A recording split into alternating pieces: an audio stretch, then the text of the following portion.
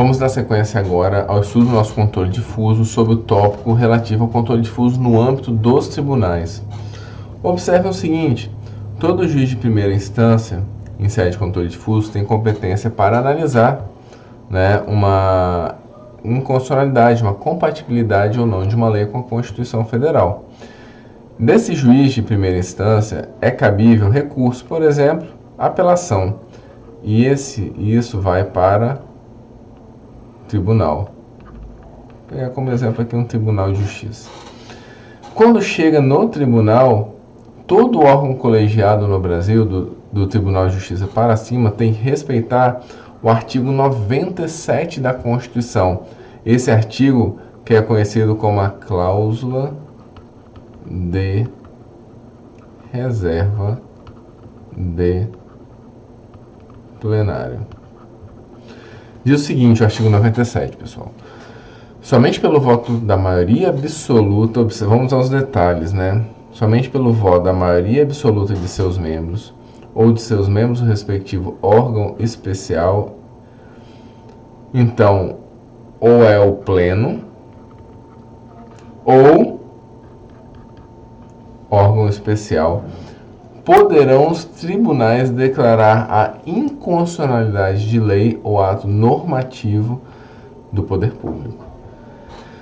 Pelo regramento constitucional, existe o que se chama aí de regra do full bench, um termo do direito norte-americano, que traz a ideia de que as decisões em sede de controle de constitucionalidade devem ser tomadas por maioria absoluta, que é exatamente o que está na nossa Constituição Federal. Nesses casos de controle difuso de constitucionalidade em sede de tribunal, vai acontecer a chamada cisão funcional de competência. Vamos lá então para vocês entenderem. Nós temos aqui, repetindo o caso que nós colocamos ali em cima, o juiz de primeira instância, e aqui um caso de apelação para o tribunal.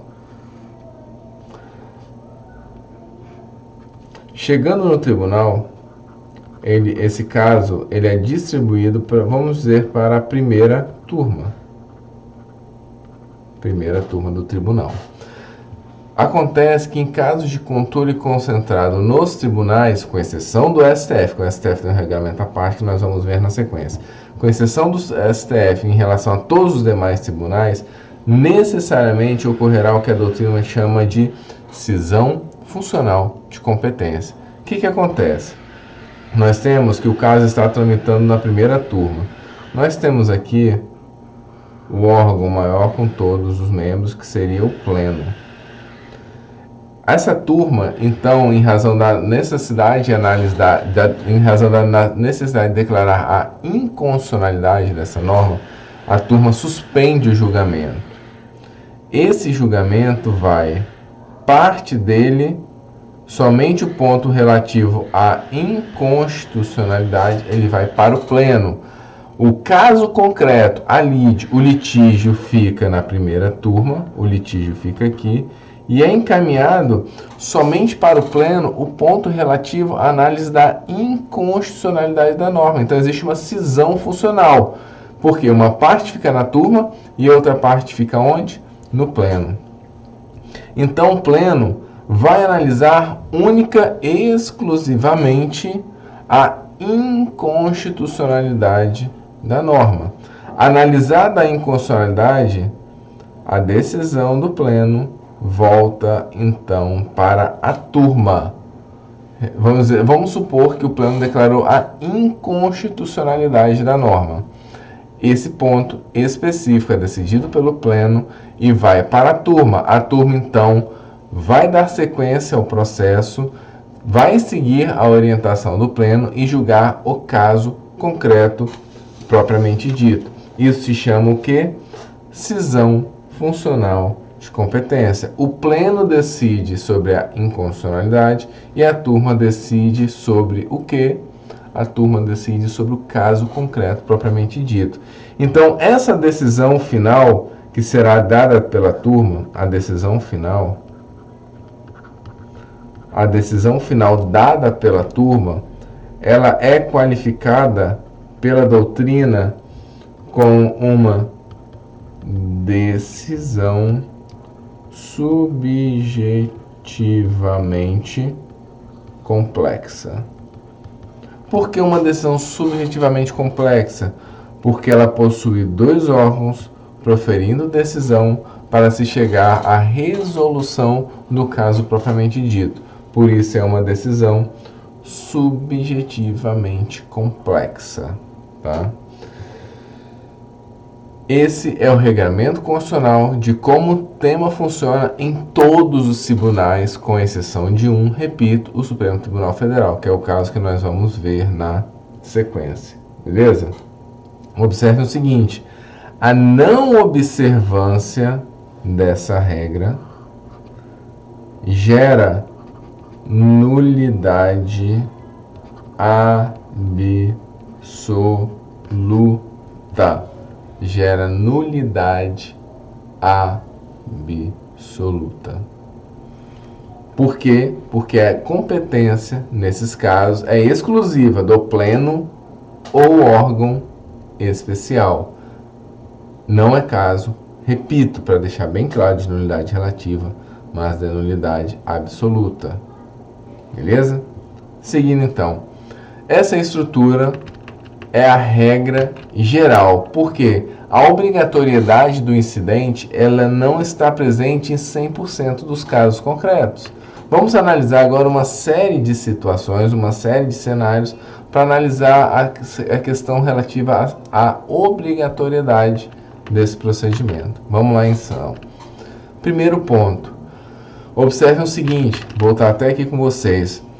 O artigo 97 ele diz o seguinte: somente pelo voto da maioria absoluta dos seus membros ou dos membros respectivos ao órgão especial poderão os tribunais declarar a inconstitucionalidade de lei ou ato normativo. Ou seja, a declaração de constitucionalidade não precisa da aplicação da cláusula de reserva de plenário. Isso pode ser feito pela turma. A remessa para o pleno órgão especial é para declarar a inconstitucionalidade. Beleza? Vamos lá então. Tem uma questão bem interessante relativa à interpretação conforme a Constituição e declaração parcial de nulidade sem redação de texto. Esse é um ponto específico que será trabalhado dentro de técnicas de julgamento, no âmbito do controle concentrado. E aqui eu vou analisar unicamente o ponto relativo à obrigatoriedade ou não do incidente, da aplicação da cláusula de reserva de plenário. A declaração parcial de nulidade, um passo antes, calma. Essas duas técnicas, elas são utilizadas em normas plurissignificativas. O que são normas plurissignificativas? São normas, por exemplo, tem um artigo X, e esse artigo X possui várias interpretações. Na declaração parcial de nulidade sem redução de texto, o tribunal vai afirmar que essa interpretação, por exemplo, ela é inconstitucional. Então eu declaro a nulidade, ou seja, eu falo que essa norma é inconstitucional sem alterar a estrutura do texto. O texto permanece rígido, perfeito.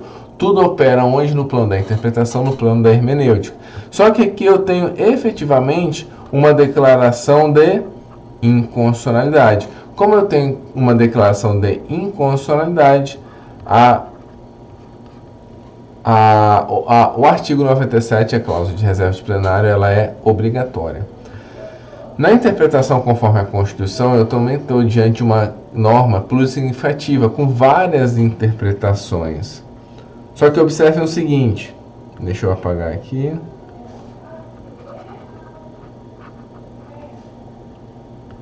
Observem o seguinte, eu tenho aqui uma norma com várias interpretações. Na outra, eu afasto uma por ser inconstitucional. Na interpretação conforme a Constituição, contudo, eu fixo que essa interpretação ela é aquela conforme a Constituição, que essa interpretação ela é efetivamente constitucional. Mesmo que eu afaste as demais interpretações, o STF entende, e ele pacificou esse ponto exatamente no ano passado, que o uso dessa técnica tem por finalidade a constitucionalidade da norma, sem declaração expressa e explícita da inconstitucionalidade. Então, a cláusula de reserva de plenário, nesse caso, ela não é obrigatória, porque eu estou diante de uma declaração de constitucionalidade. Beleza, pessoal? Vamos seguir, então. Eu tenho aqui a questão da declaração implícita de constitucionalidade, né? A declaração implícita de inconstitucionalidade, quando o tribunal ele não afirma que está declarado inconstitucional, mas simplesmente deixa de aplicar a norma com fundamento em sua inconstitucionalidade. Nesses casos, ainda assim, a cláusula de reserva de plenário ela é sim obrigatória, e exatamente por causa desses cenários que foi criada a súmula vinculante número 10, que diz o seguinte: viola a cláusula de reserva de plenário a decisão de órgão fracionário, por exemplo, uma turma, que, embora não declare expressamente a inconstitucionalidade, afasta a sua incidência no todo ou em parte. Né? A gente vai ver na sequência que esse afastamento da incidência tem que ser com base na inconstitucionalidade. Por quê? Se você afastar simplesmente por afastar, por exemplo, porque não era efetivamente um caso de incidência do dispositivo constitucional, isso não é por si só, né, uma declaração de inconstitucionalidade. Então, esse afastamento tem que ser por fundamento na inconstitucionalidade da lei ou ato normativo. Beleza? Seguindo, então, letra D. Mera ausência de aplicação de norma constitucional, que é mais ou menos o que a gente trabalhou, né, mas agora de forma mais direta. O tema foi trabalhado, anotem aí, na reclamação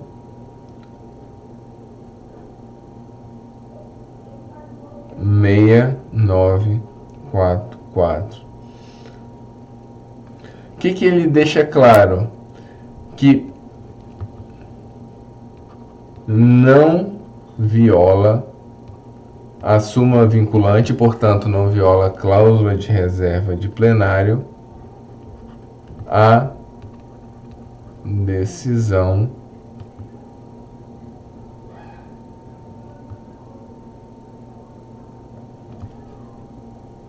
não viola a súmula vinculante, portanto, a cláusula de reserva de plenário, a decisão que se fundamenta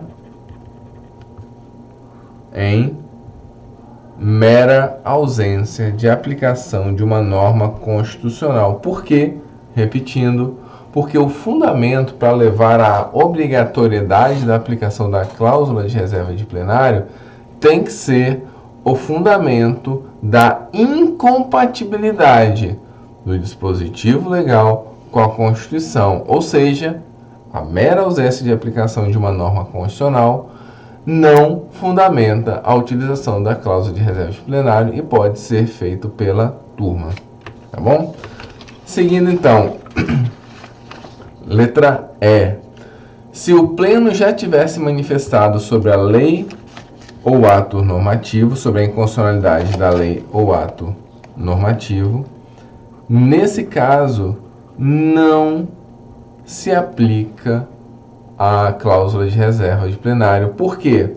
Se já tem precedente sobre o tema, não se aplica. Portanto, a incidência do artigo 97 da Constituição diz respeito somente ao primeiro caso que chega sobre aquele tema, e não nos mesmos similares que chegam posteriormente. Por quê? Porque existe um precedente, já existe um lead case que vai ditar a aplicação pelas turmas em relação àquele ponto, e, portanto, não ocorrerá o quê? A incidência do artigo 97 da Constituição Federal. Quando já existir decisão vinculante sobre o tema, também não se aplica a cláusula de reserva de plenário, seja essa decisão vinculante em sede de ADI, ADC ou mesmo súmula vinculante. Nesses casos, o artigo 97 da Constituição não será utilizado e as próprias turmas têm poder para elas próprias, fundamentando nessa decisão vinculante, para deixar de aplicar a lei ou ato normativo. Tá? Seguindo, mera interpretação de norma. O tema, pessoal, foi trabalhado no ARE 893585. O que foi decidido? Não viola a cláusula de reserva de plenário mera interpretação sem afastar aplicação com base na Constituição. É exatamente aquilo que nós tínhamos trabalhado em relação à súmula vinculante número 10. Por quê? Porque, como eu coloquei para vocês, para esse poder de afastar no todo ou em parte tem que ser com fundamento na Constituição Federal. Por quê? A mera interpretação por si só não é fundamento para justificar a utilização da cláusula de reserva de plenário. Então, nesses casos, não se aplica a cláusula de reserva de plenário. Pessoal, seguindo. Quando a causa já estiver tramitando no próprio pleno ou órgão especial, o que acontece? Certas causas, em razão da própria natureza, de acordo com o regimento interno dos tribunais, certas causas elas já estarão desde o início tramitando no pleno ou órgão especial. Se já existe desde o início o trâmite nesses órgãos, por óbvio, não é que se falar na remessa ao pleno ou órgão especial. É uma lógica meio redundante, mas ainda assim um tema já foi cobrado em concurso público. Seguindo, turmas recursais ou juizado especial criminal. Esse é um tema que teve julgado, inclusive agora, desse ano de 2020, anotem aí, o ARE 1221.838 no agravo regimental. Julgado desse ano. A cláusula de reserva de plenário não se aplica às turmas recursais, porque as turmas recursais não representam órgão de recurso da mesma estrutura que um tribunal de justiça.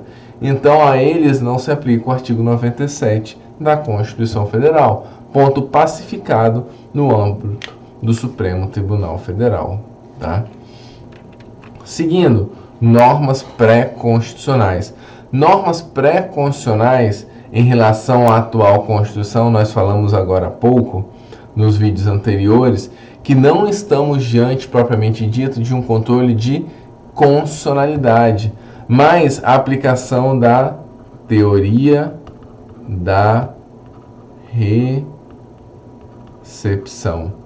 E aqui eu não trato, portanto, de análise da invalidade da norma, mas da sua revogação.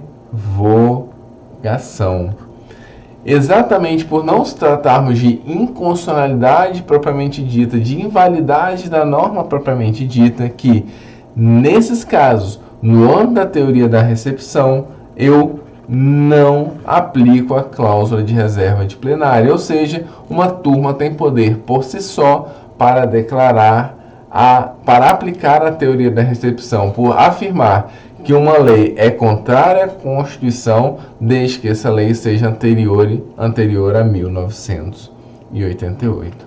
Tá? Casos de controle de convencionalidade, nós também já estudamos o tema, mas só para recordar de forma bem breve. No caso de controle de convencionalidade, nós temos que analisar se nós estamos diante de um tratado internacional de direitos humanos de natureza supralegal ou diante de um tratado internacional de direitos humanos de natureza constitucional.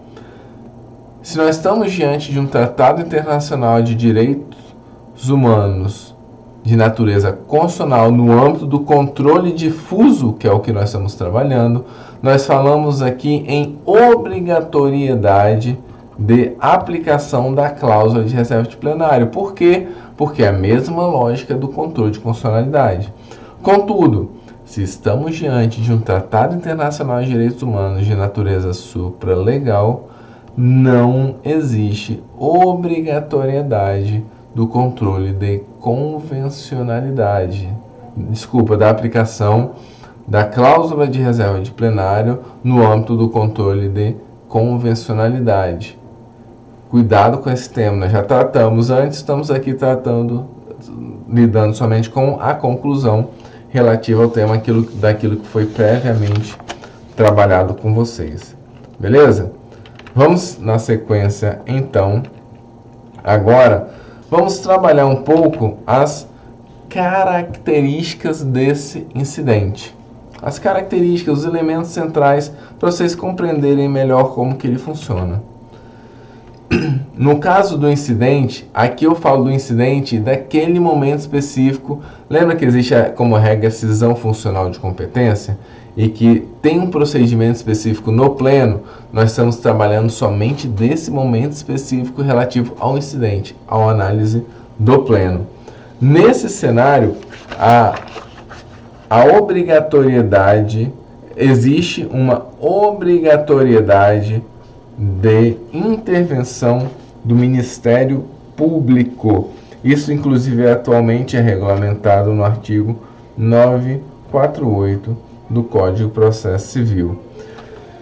De igual modo, é obrigatória a oitiva das partes, com base no mesmo dispositivo legal. Então, nós temos um regramento aí que trabalhou exaustivamente sobre essa questão, tá bom? Irrecorribilidade da decisão. O que acontece? Nós afirmamos que no âmbito do tribunal, nós temos aqui a turma, o caso chega até a turma via recurso, por exemplo, uma apelação. Dessa turma, vai para o pleno, somente análise da inconstitucionalidade. Ao final do procedimento no pleno, desse procedimento, existe aqui, pessoal, uma decisão. Dessa decisão, o tema volta então para onde?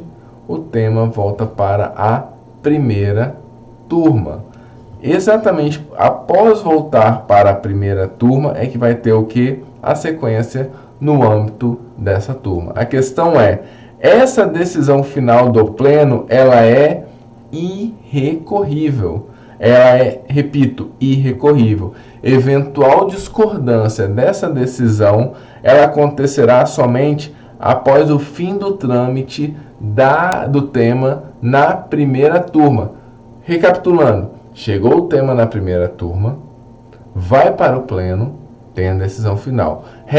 Dessa decisão não cabe recurso, volta para a primeira turma. Ela vai terminar de julgar o caso concreto e somente dessa decisão final da primeira turma é que caberá o quê? O recurso. Portanto, a decisão do incidente ela é irrecorrível. Seguindo, natureza jurídica do incidente. Ela tem uma natureza objetiva. Natureza objetiva. Como assim, professor? Nós estamos num controle difuso, aqui nós temos uma lide, um litígio. Sim, observem o seguinte. O caso chega no tribunal, para a primeira turma. Tem aí sim um caso concreto, é a natureza subjetiva. Só que quando ela vai para o pleno, esse procedimento de inconstitucionalidade no pleno esse procedimento tem natureza objetiva. A análise aqui da lei, ela é feita em tese. Eles não estão preocupados com um caso concreto em trâmite na primeira turma. Tanto que o que vai para o pleno somente a análise da inconstitucionalidade. Não existe vinculação propriamente com o caso concreto.